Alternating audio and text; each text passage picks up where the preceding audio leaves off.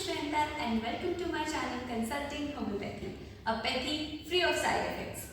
तो हम लोग ट्रायंगल्स ऑफ नेक कर रहे थे। पिछली वीडियो पे हमने देख लिया कि एंटीरियर और पोस्टीरियर ट्रायंगल भी फर्दर और टू मसल से कैसे डिवाइडेड है। तो एंटीरियर ट्रायंगल में हमने देखा था कि डायगैस्ट्रिक मसल की दो बेलीज की वजह से एंटीरियर ट्रायंगल 4 पार्ट्स में डिवाइड हो रहा था और ओमोहायोइड भी, और पोस्टीरियर ट्रायंगल जो है 2 पार्ट्स में डिवाइड हो रहा था, जिसमें मैंने कहा था कि फर्स्ट ट्रायंगल जो एंटीरियर ट्रायंगल का सब पार्ट होगा, जिसको सबमेंटल ट्रायंगल कहते हैं, उसमें थोड़ा सा डिफरेंट या चेंज है। चेंज कुछ नहीं है, बस उसको थोड़ा सा ना समझो। देखो ये वाला जो पार्ट है ये भी ट्रायंगल जरूर दिख रहा है आपको, पर सबमेंटल ट्रायंगल इसको नहीं कहेंगे। ये देखो मैंने कहा ना साइड से है, ये वन साइड का है, तो दोनों साइड पे वही चीज हो रही है। आपको राइट साइड पे भी वही चीज दिख रही है और लेफ्ट साइड पे भी वही चीज दिख रही है। तो क्या हुआ, हायोइड तो ऐसे सेंटर में प्रेजेंट है, तो वो लेफ्ट साइड में भी उसका डायगैस्ट्रिक मसल का टेंडन हायोइड से घूमेगा और लेफ्ट साइड पे भी घूमेगा। तो घूमने के बाद ऐसे जो ये आपको साइड में आधा ट्रायंगल दिख रहा है ना, वो सेंटर में ऐसा पूरा ट्रायंगल बन जाएगा। ध्यान देना, राइट और लेफ्ट साइड में जब डायगैस्ट्रिक मसल दोनों तरफ हायोइड में घूम रही है, तो मिडलाइन ऑफ द नेक को अगर हम यहाँ पर हटा दें, या क्योंकि हम इमेजिन तो कर रहे हैं ना, तो अगर इसको हम यहाँ से हटा के देखेंगे तो चिन एरिया के बिल्कुल नीचे सेंटर में जो ट्रायंगल बनेगा उसको हम लोग सबमेंटल ट्रायंगल कहेंगे, जो एक कंप्लीट ट्रायंगल की तरह दिखेगा, ऐसे हाफ ट्रायंगल नहीं दिखेगा। बस इसको आप ध्यान रखोगे, इसको सबमेंटल ट्रायंगल ऐसे कंप्लीट बोलेंगे। फिर सेकंड तो वही आ जाएगा, फिर सेकंड तो अलग है, इधर भी अलग है, क्योंकि इधर तो anterior belly of digastric muscle उसको बाउंड्रीज को रोक रही है, तो सेकंड इधर अलग होगा और इधर अलग होगा।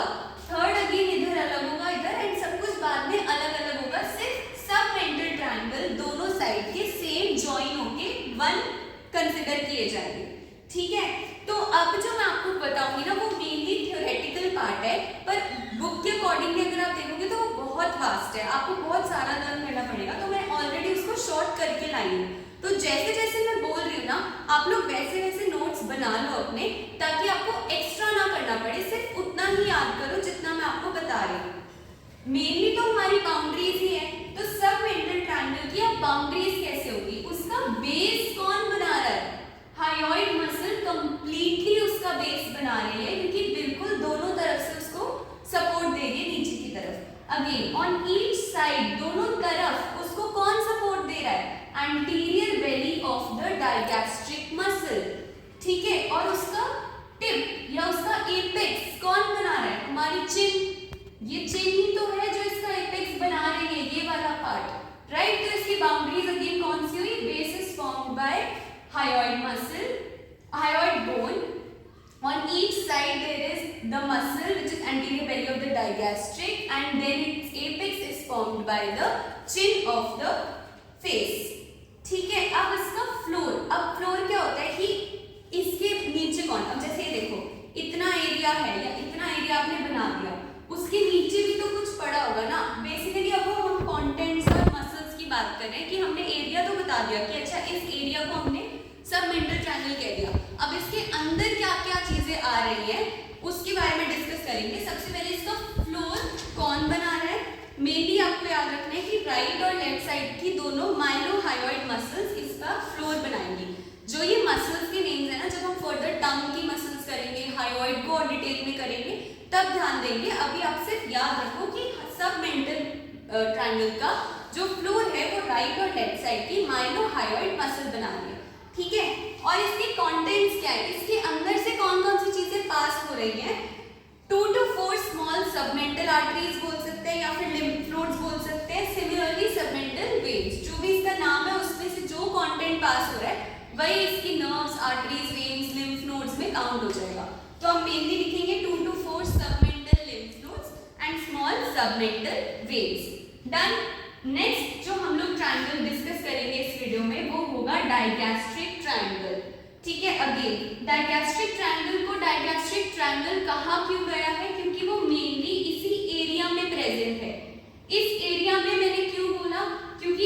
आगे की तरफ से भी डायगैस्ट्रिक मसल की एंटीरियर बेली सपोर्ट दे रही है और पीछे की तरफ से भी इसको डायगैस्ट्रिक मसल की ही पोस्टीरियर बेली सपोर्ट दे रही है और ऊपर तो बेस ऑफ मैंडिबल है। तो इस एरिया को ही डायगैस्ट्रिक एरिया मान लिया, इसलिए इस ट्रायंगल का नाम भी डायगैस्ट्रिक ट्रायंगल ही है।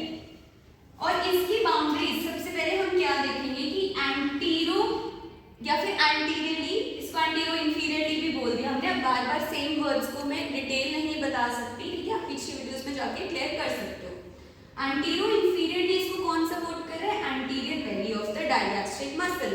पोस्टीरो इंफीरियरली इसको कौन सपोर्ट दे रहा है? Posterior belly of the digastric muscle. And इसको सुपीरियरली या फिर इसका बेस कौन बना रहा है? Base of the mandible.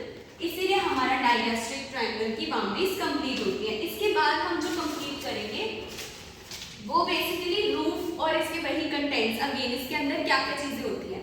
तो अगेन ये थ्योरेटिकल पार्ट आ जाता है, सुन लो और लिख लो साथ साथ ताकि याद हो जाए। इसके रूफ, इसके ऊपर कौन बस पड़ा है कि इसको बंद भी तो कर रहा है ना कोई। इस एरिया में क्या प्रेजेंट है? रूफ, सुपरफिशियल फेशिया और डीप फेशिया। अब आप कहोगे आपने सबमेंटल ट्रायंगल की तो रूफ बताई नहीं, उसकी भी होती है, इंपॉर्टेंट नहीं होती इसलिए बताएंगे। याद रखो पेपर्स में आप उतना ही लिख के आओ जितने आपको नंबर के हिसाब से जरूरत है। इसका कुछ बहुत डिटेल नहीं आपको पता होना चाहिए, पता बस इतना होना चाहिए कि अच्छा हाँ ये प्रेजेंट है, इसकी बाउंड्रीज है और इसमें से चीज पास कर रही है। तो हर चीज की डिटेल भी याद रखने की जरूरत नहीं है। मेन आता है हमारा डायगैस्ट्रिक ट्रायंगल। अगेन इसकी रूफ कौन बना रहा है? Skin, superficial fascia, deep fascia, floor. Again इसको भी नीचे से कौन सपोर्ट दे रहा है? कौन इसको बना रहा है? आगे की तरफ प्रेजेंट है माइलोहायोइड मसल। देखो सबमेंटल ट्रायंगल के फ्लोर कौन बना रहा था? माइलोहायोइड। तो इस ये भी तो थोड़ा आगे की तरफ, तो आगे की तरफ इसको एंटीरियरली तो माइलोहायोइड ही दे दिया है, पोस्टीरियरली चेंज हो जाता है और नाम आ जाता है हायोग्लॉसस मसल का। बहुत सारे मसल्स के नेम है आई नो, बट आपको याद हो जाएंगे जब हम फर्दर टर्म्स वगैरह भी करेंगे। तो इतना स्ट्रेस मत लो, बस पोस्टीरियरली हायोग्लॉसस मसल याद रखना। अब इसमें कंटेंट्स, इसके अंदर से क्या क्या चीजें पास कर रही हैं? एंटीरियरली इसके अंदर पास कर रहा है सबमैंडिबुलर सलाइवरी ग्लैंड या प्रेजेंट है। Again submental artery and mylohyoid nerve and muscles या वेसल्स। आप इतना याद रखो, बाकी वही मैं बार बार कह रही हूँ बुक में बहुत डिटेल गिवन है, तो जितना मैं बोल रही हूँ उतना लिखते जाओ। पोस्टीरियरली इसको ऊपर की तरफ सुपरफिशियली कौन सपोर्ट देगा? पैरोटिड ग्लैंड का लोअर पार्ट। यहाँ पे पैरोटिड ग्लैंड प्रेजेंट होता है, उसका लोअर पार्ट कहीं ना कहीं डायगैस्ट्रिक ट्रायंगल में आ रहा होता है, इसीलिए सुपरफिशियली वो वाला पार्ट यहाँ प्रेजेंट होगा। नेक्स्ट कौन सा प्रेजेंट होगा? एक्सटर्नल कैरोटिड आर्टरी का भी इसमें कुछ पार्ट प्रेजेंट होगा। फिर थोड़ा और डीप चले जाएंगे तो उसमें टंग की मसल्स आ जाएंगी which are styloglossus and then styloid process जो अगेन ईयर के पास ही प्रेजेंट होगा।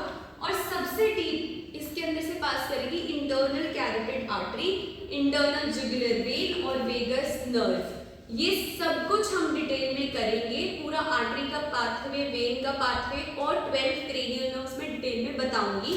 उनके कौन सा पार्ट इसमें से पार्ट पास कर रहा है? Internal carotid artery, internal jugular vein और वेगस नर्व। ठीक है, तो अभी याद रखो ये डायगैस्ट्रिक ट्रायंगल से एक कंटेंट पास कर रहा है बस।